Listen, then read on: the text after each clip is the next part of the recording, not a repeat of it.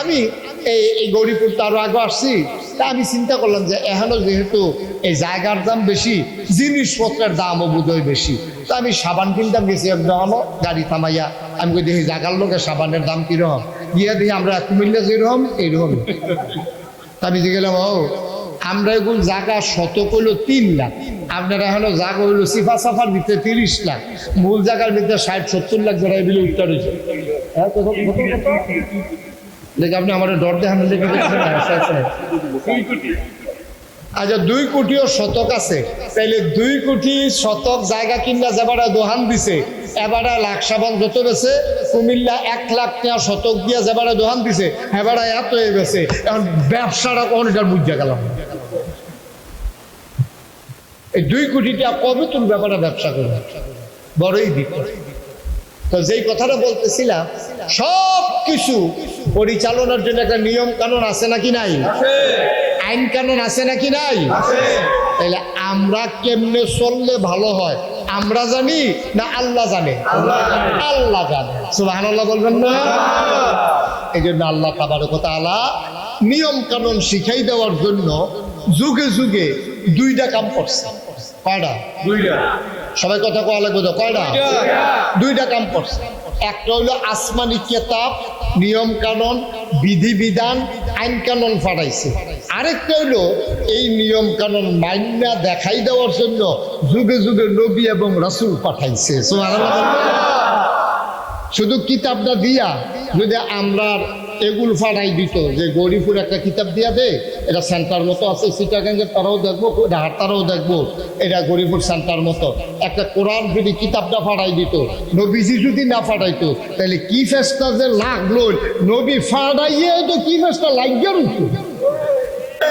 এই একতারাই ভাই, একতারাই ভাই, এই যে আমি যে বিভিন্ন জায়গায় তো ওয়াজও যাওয়ার লাগে, আমি ওয়াজও গেলে সকলে গেলে ভিক্ষা সারলে আমার টুসিটার ভাই চাই এসে অনেক কথা আমরা টুসির মতো এই হুজুর আমরা পাঞ্জাবের দিকে চাই, টুসির দিকে চাই, হ্যাঁ চাই এসে ঠিকাই না, এটা কোন দলের হুজুর? কোরআনও আছে, নবীজিও আছে, এরপরও আমরা তারা মাশাআল্লাহ দলে দলে ভাগ হইতে হইতে এখন মাশাআল্লাহ কত দল যে হইছে, এখন আর কাফের বেদিন লাগতো না। আমরা পিঠাপিঠি লাগাই দিলে লাশ গন্ডা ফুলান যেত না, ঠিক কিনা? শুধু আমরা অথচ আমাদের আল্লাহ কয়জন? আমাদের নবী কয়জন? আমাদের কিতাব কয়টা? আমাদের কেবলা সব দিয়ে এক এক কইতে আছেন। এই চলনের সময় এত ভাগনগিরি। আল্লাহ একজন, নবী একজন, কেতাবও একটা, কেবলাও একটা। আমরা সকলে স্বীকার করি ফজরের নামাজ 2 রাকাত, জুহরের নামাজ 4 রাকাত, আসরের নামাজ 4 রাকাত, মাগরিবের নামাজ 3 রাকাত, এশার নামাজ 4 রাকাত, সব একরকম। ফরজের ক্ষেত্রে কারো কোনো দ্বিমত নাই। কেউ কয় না যে 1 মাস 2 দিন রোজা রাখা লাগবো, কেউ কয় না যে 28টা রোজা রাখলেও সারবো।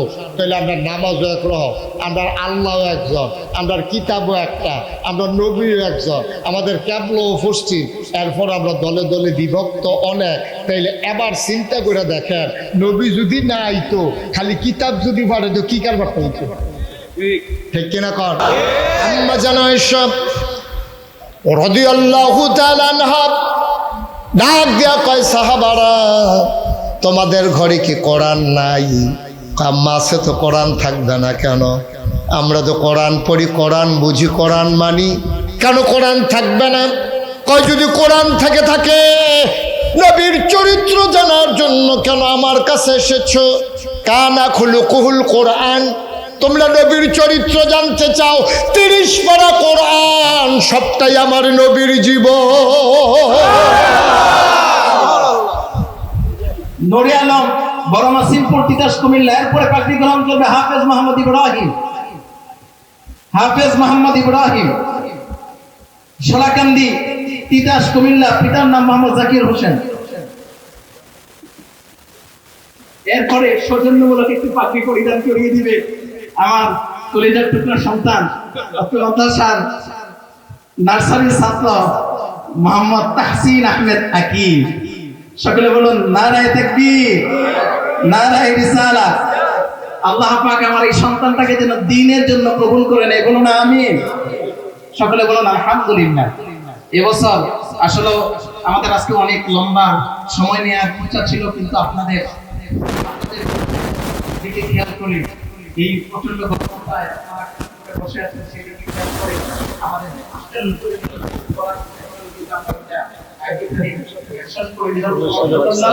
এই পর্যায়ে আপনাদের সম্মুখে কোরআন সুন্নাহ থেকে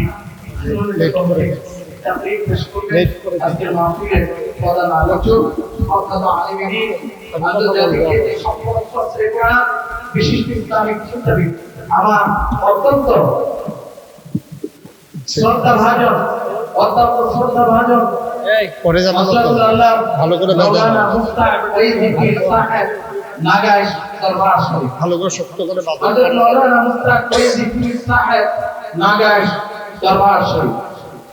الذي أرسله بالحق بشيرا ونذيرا وداعيا إلى الله بإذنه وسراجا منيرا. قال الله تعالى في القرآن المجيد وفي فرقانه الحميد. সবাই পড়ুন أعوذ بالله من الشيطان الرجيم. بسم الله الرحمن الرحيم. إن الله وملائكته يصلون على النبي يا أيها الذين آمنوا صلوا عليه وسلموا تسليما. اللهم صل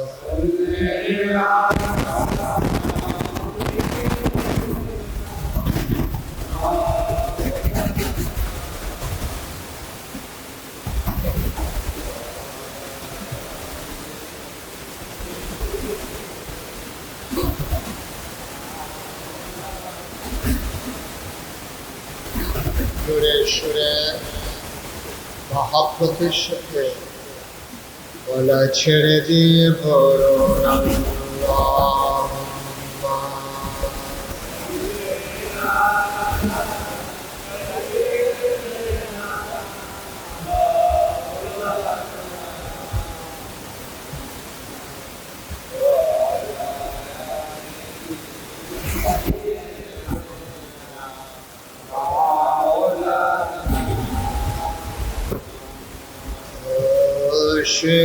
شكريا أرد ما شكت ما فينا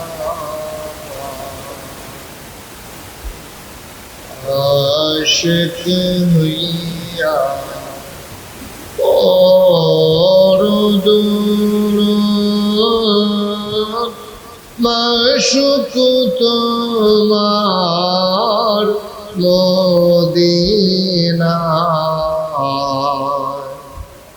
আশিক যদি হইতে পারো আশিক যদি হইতে পারো যাইবা সোনার মদিনায় আল্লাহুম্মা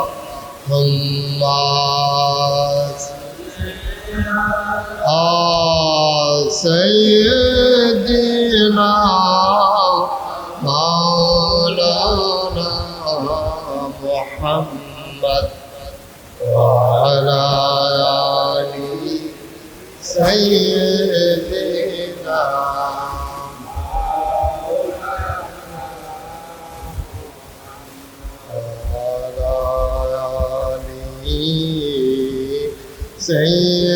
سيدنا مولانا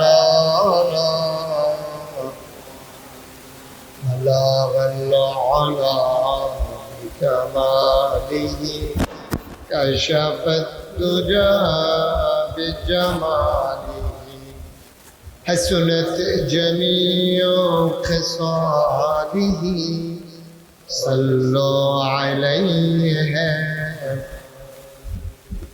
لا إله إلا الله لا إله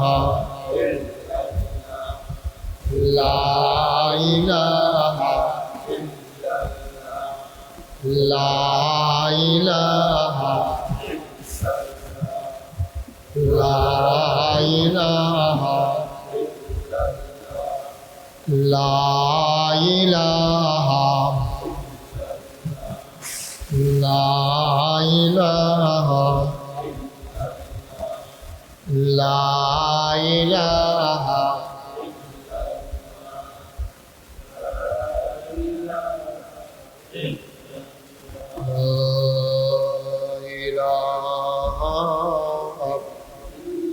إلا الله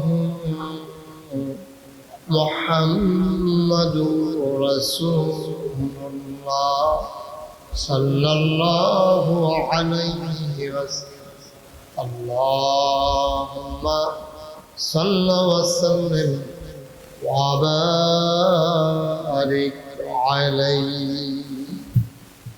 সবাই পড়ি আলহামদুলিল্লাহ জোরে পড়ি আর জোরে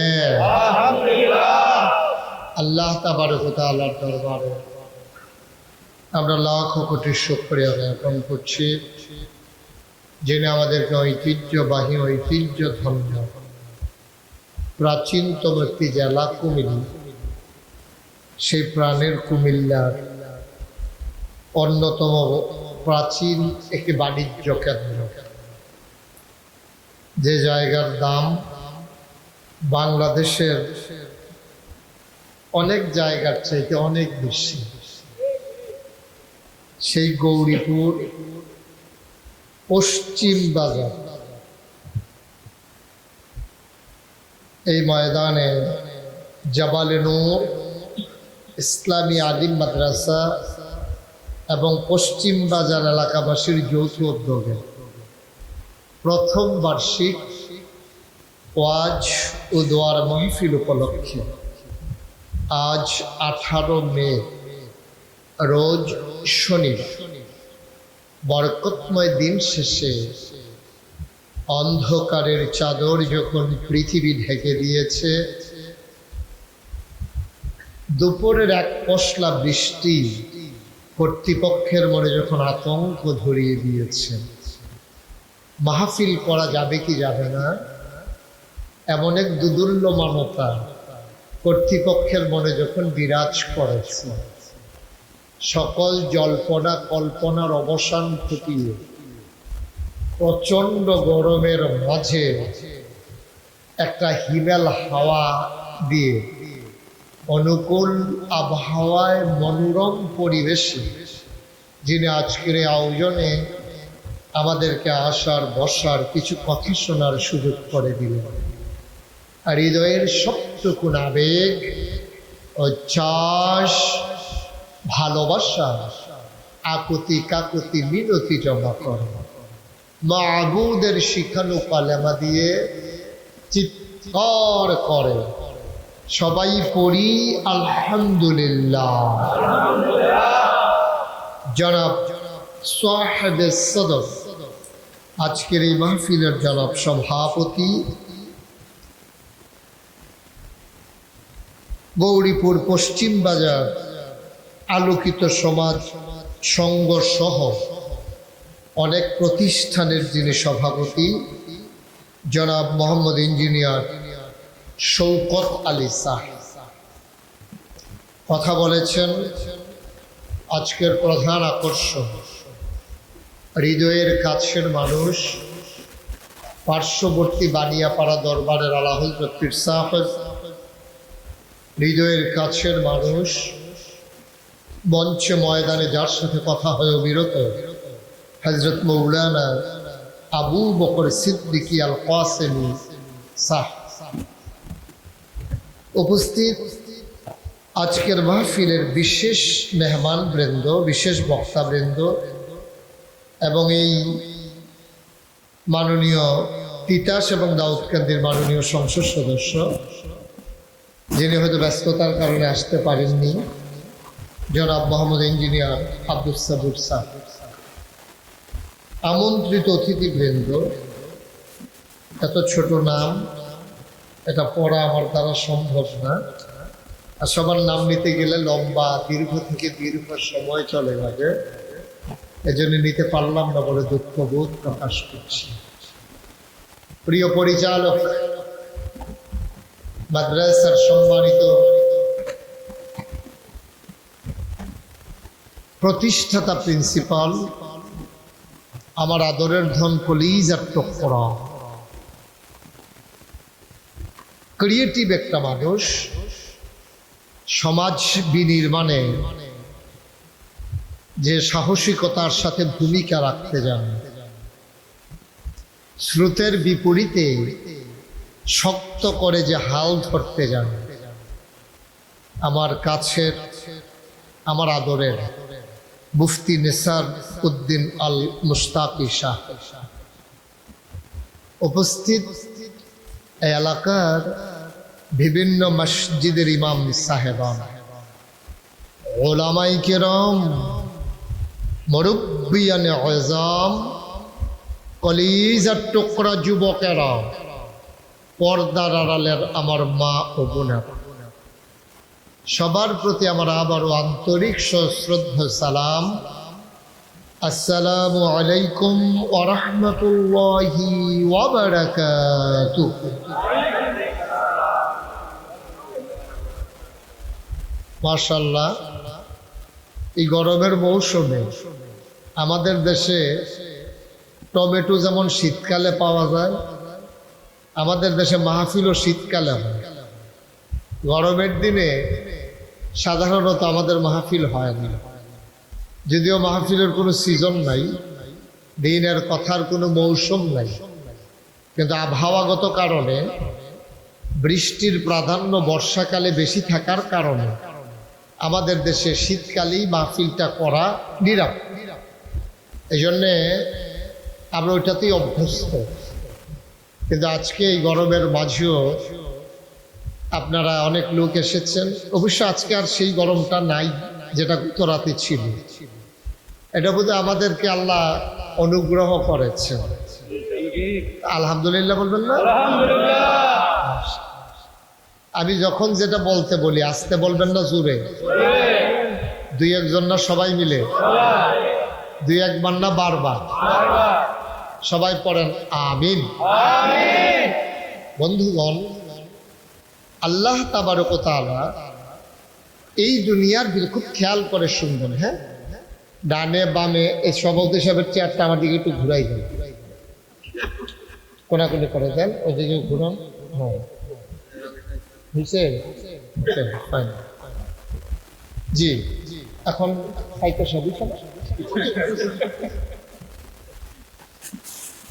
পড়েন আলহামদুলিল্লাহ। খুব খেয়াল করে আমরা শুনবো। অনেক কষ্ট করে আয়োজনটা করা লেগেছে, লোকজন জায়গা হচ্ছে না, আপনারা কম জায়গার ভিতরে অনেক লোক একত্রিত হয়ে গেছে, তারপরে সামনে যেহেতু জায়গা আছে, আমাদের যারা ভলান্টিয়ার আছেন আপনারা ওই পার্শ্বে কিছু বিছানা দিয়ে লোকজন যেন বসতে পারে। ওই জায়গাটা বোধহয় একটু নিচু না, এখান থেকে নিচু, এই জন্য বসলে আমাকে দেখাও আবার কষ্টকর। তারপরেও দেখেন এখন একটু কষ্ট করে বসেন, ওয়াজের পরে আমি দাঁড়াবো, আপনারা 5 মিনিট সাইয়া যাবেন, কোনো সমস্যা নেই ইনশাআল্লাহ। আল্লাহ যেন কবুল করে, সবাই পড়ি আমিন। বন্ধুগণ খুব মনোযোগ, হ্যাঁ, আমরা একেবারে ম্যারাথন টাইপ লম্বা সময় নেব না, কিন্তু একেবারে কিছুক্ষণ পরেই ছেড়ে দেব এমনও না, একটা মিল মতো ইনশাআল্লাহ। এই দুনিয়াতে আল্লাহ মানুষ বানিয়েছে, মানুষ বানানোর অনেক কথা, এগুলো আপনারা অনেক ওয়াজে শুনেছেন। আগে বানাইছিল জিন, তাহারা মারামারি কাটাকাটি ঝগড়া বিবাদ করলো, আল্লাহ রাগ করলেন, তো ফেরেশতা পাঠাইয়া জিনদেরকে পিটাইয়া আল্লাহর জমিন আল্লাহ খালি করে দিলেন। জমিন খালি করে তিনি আল্লাহর জমিনটা আল্লাহ খালি রাখতে চাইলেন। ভালো গৃহস্থ যারা, তারা দেখবেন নিজের ক্ষেত্রে খিল হালাই রাখে, কটা জৈন্তার দানা হইলেও বানিয়ে রেখে, যে আগুন ধরাইতে কাম লাগবে, আর বাদাইলে যে এটি তো কই আলাপ হয়, তাদের খেত বেচা বেচা খায়, এটি খাইছ খায়। দেখি ফোনে কথা কি গেলাম না,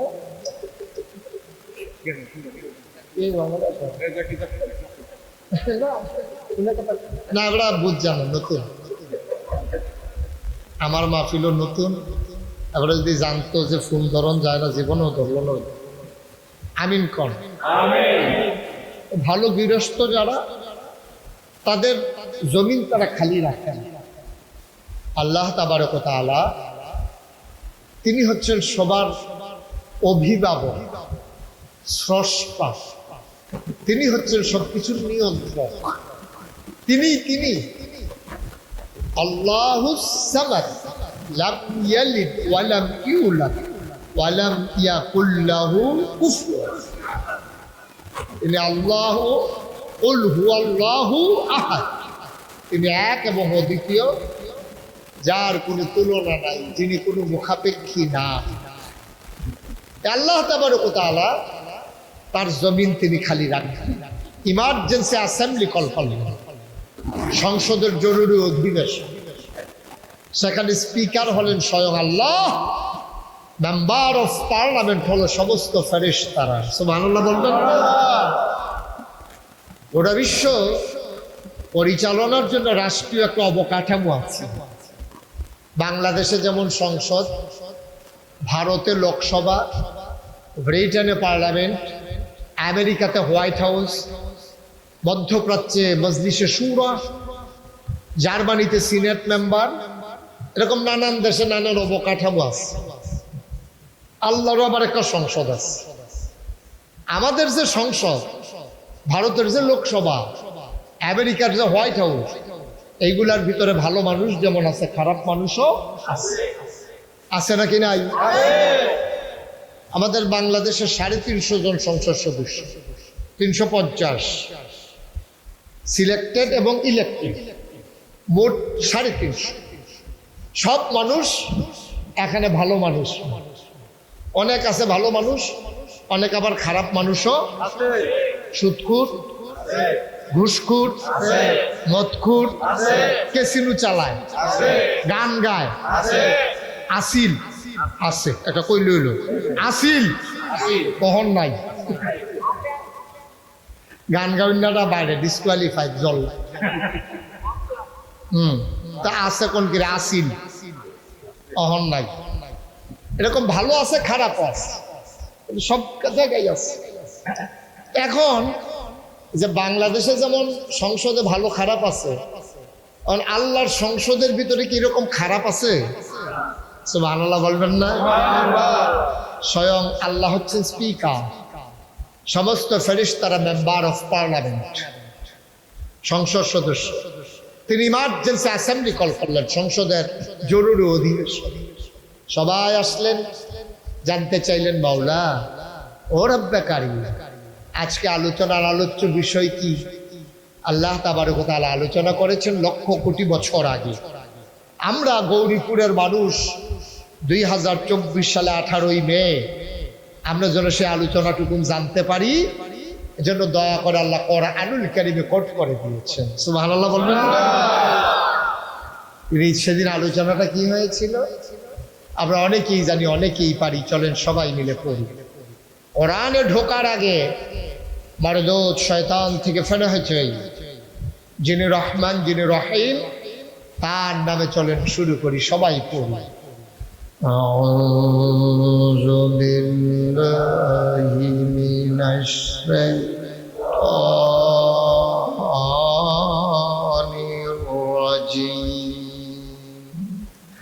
বিসমিল্লাহির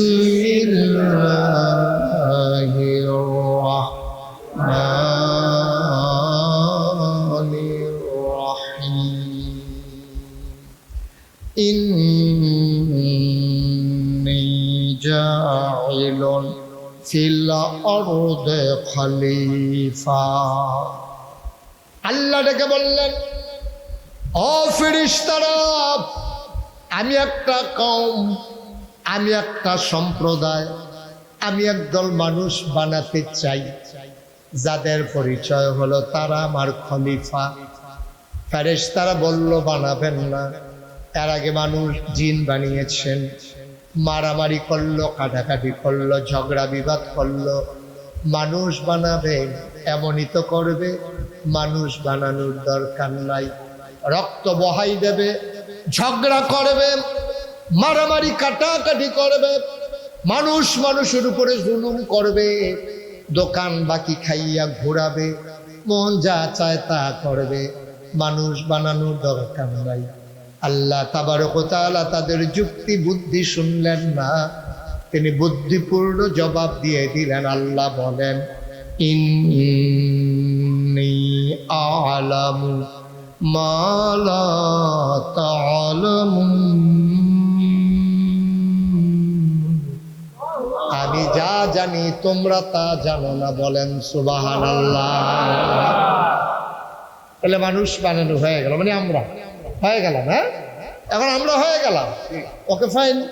আমরা যেহেতু হয়ে গেছি, এখন আমরা আমাদের জীবনে রাত আসে, আবার দিন আসে, শীত আসে, আবার বর্ষা আসে, আমাদের জীবনে অভাব আসে, আবার আমাদের জন্য স্বাচ্ছন্দ্যতা আসে।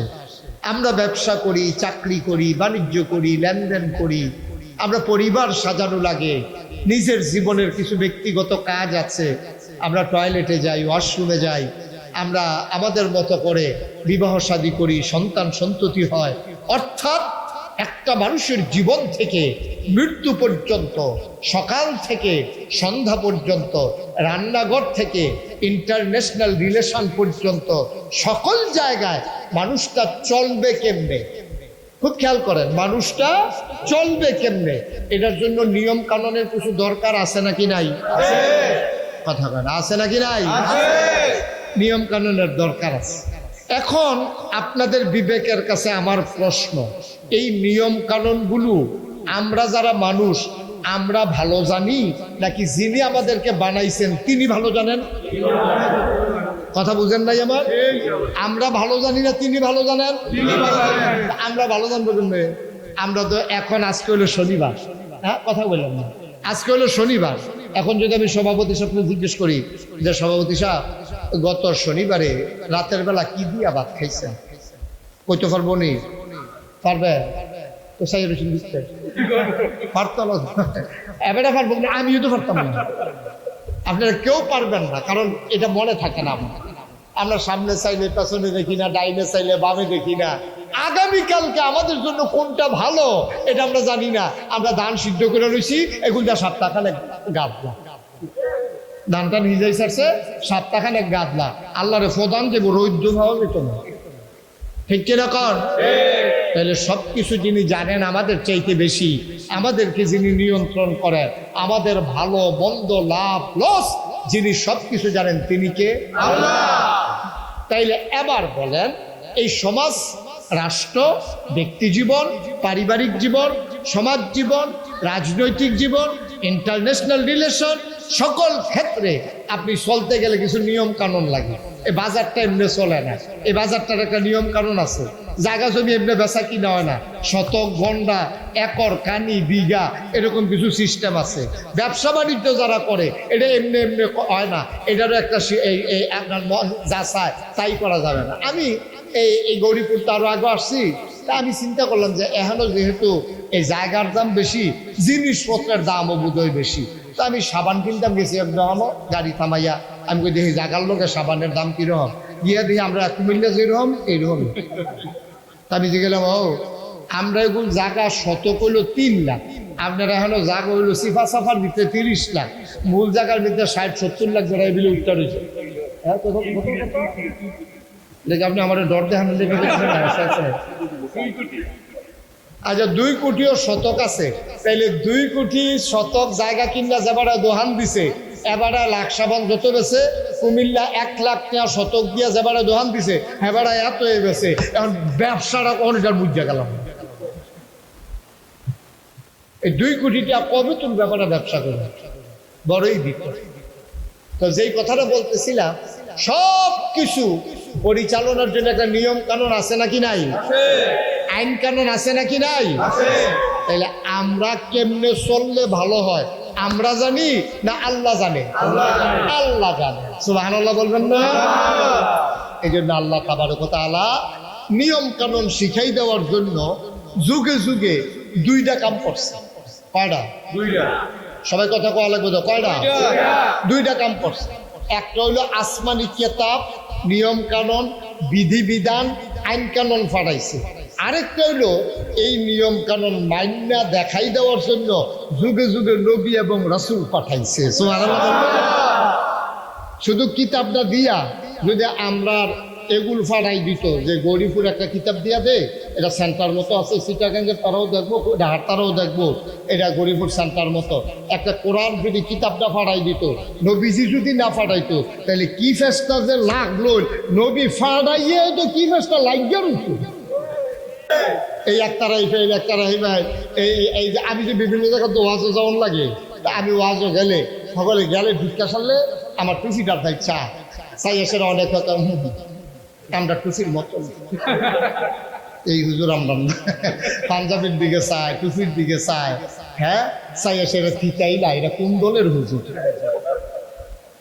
কোরআনও আছে, নবীজিও আছে, এরপরও আমরা তারা মাশাআল্লাহ দলে দলে বাঘ হইতে এখন মাশাআল্লাহ কত দল যে হইছে, এখন আর কাফের বেদিন লাগতো না। আমরা পিটাপিটি লাগাই দিলে লাশ গন্ডা ফুলাম যেত না, ঠিক কিনা?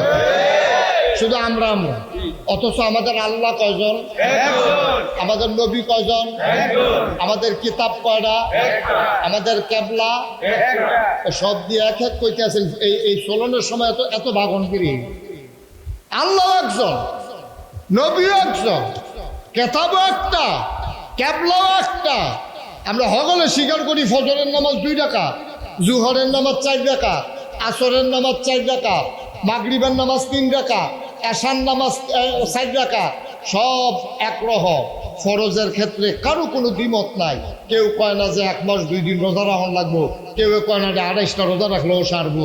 তাহলে আমরা নামাজও একরকম, আমরা আল্লাহও একজন, আমরা কিতাবও একটা, আমরা নবীও একজন, আমাদের ক্যাবলাও পশ্চিম। এরপর আমরা দলে দলে বিভক্ত অনেক। তাইলে এবার চিন্তা করে দেখেন, নবী যদি না আইতো, খালি কিতাব যদি পারে তো কি কারবার হইতো?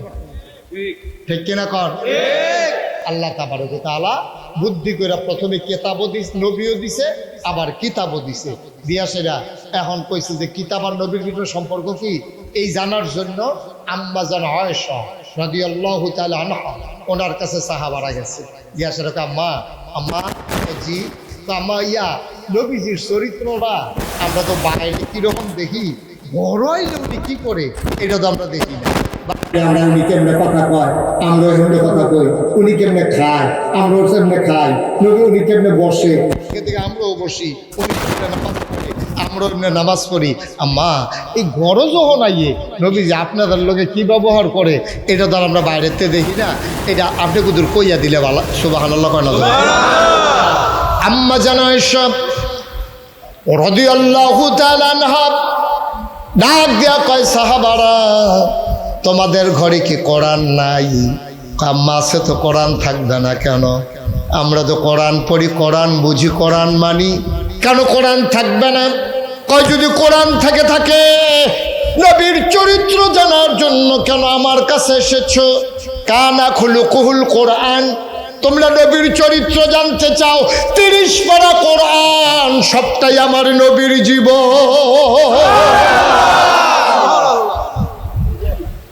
কোরআনের ভিতরে এমন একটা আদেশ নাই যেটা আমার নবী মানেন নাই। কোরআনের ভিতরে এমন একটা নিষেধ নাই যেটা আমার নবী ছাড়েন নাই। সব এই কোরআনটাই আমার নবীর জীবন।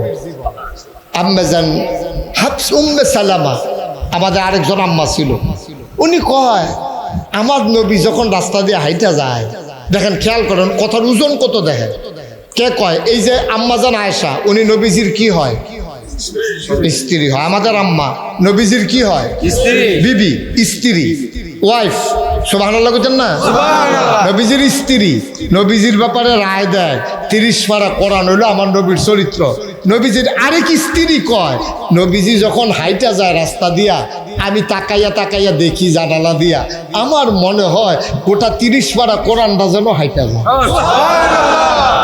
এটি কারা কইতাছে? গরিপুরের তারা, মাদাইয়ার তারা, সৌদি আরবের তারা কয় না, ওনার স্ত্রী যারা ওনার লগে ঘুমায়, যারা ওনার লগে থাকে, ওনার ইনস এন্ড আউট, ভিতর বাহির, প্রকাশ্য গোপন সব যারা জানে, তারা জান্না শূন্যা বুঝা চল্লা ফিরা থাইকা খাইয়া এক লগে, এরপরে তারা রায় দিছে যে উনি যখন হাইটা যায় আমার মনে হয় বুকটা ফাইটা যায়।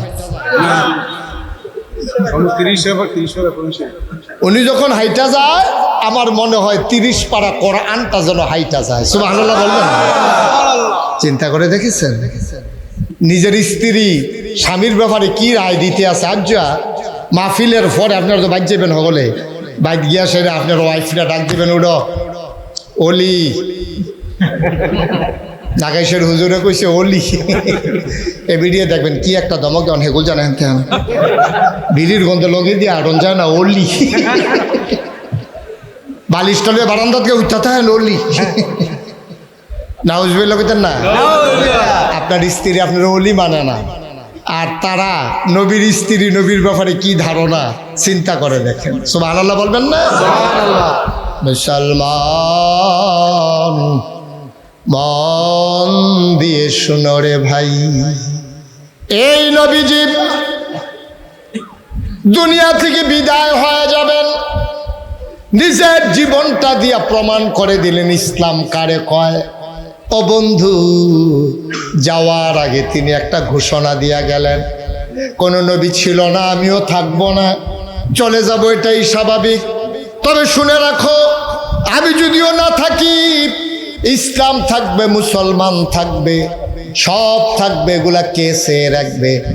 এই জন্য নবী ঘোষণা দিয়ে দিলেন, আল উলামা ওয়ারাসাতুল আম্বিয়া, ওলামায়ে কেরাম নবীর ওয়ারিস। আমার কোনো ছেলে নাই, আমার মেয়েদেরকে বিয়ে দিয়ে ফেলেছি, আমার কেউ ওয়ারিস নাই।